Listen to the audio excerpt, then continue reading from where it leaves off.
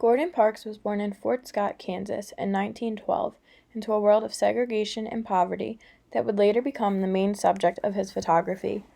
As a young man, Parks was inspired by magazine images of migrant workers and bought his first camera from a pawn shop.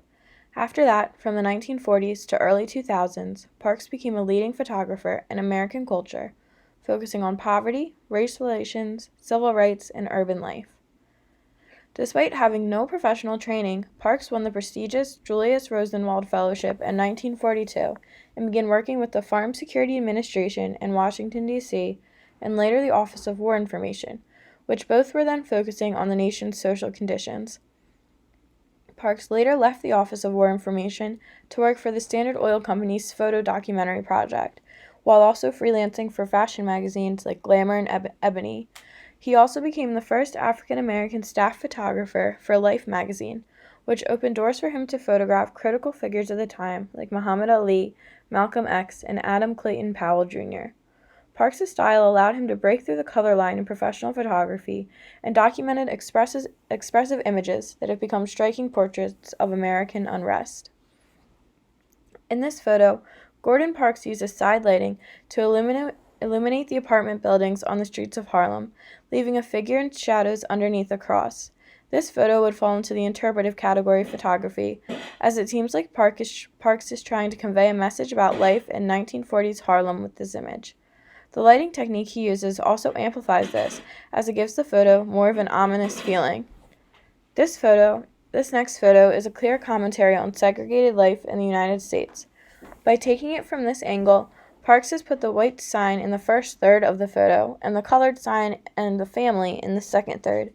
This even further expresses the segregation that was so common during the time period of these photos, putting it into the category of ethically evaluative photography. This next photo is another ethically evaluative photo from Parks, an image including the image of an African-American woman and her granddaughter staring at a store window full of white mannequins.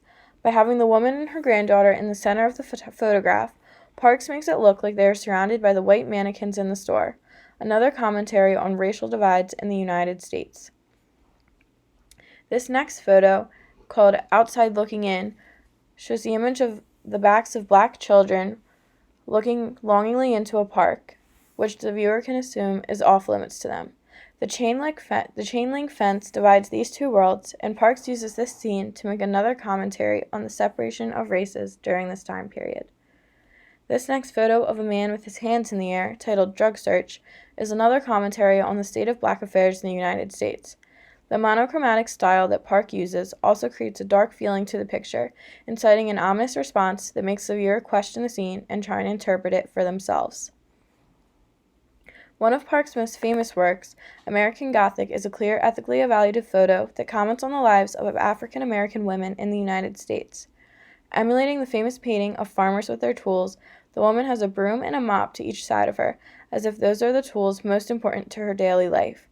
Furthermore, the blurred American flag in the background, combined with the black and white of the image, creates a striking visual that cannot be mistaken to be anything other than a commentary on the lives of black women in America.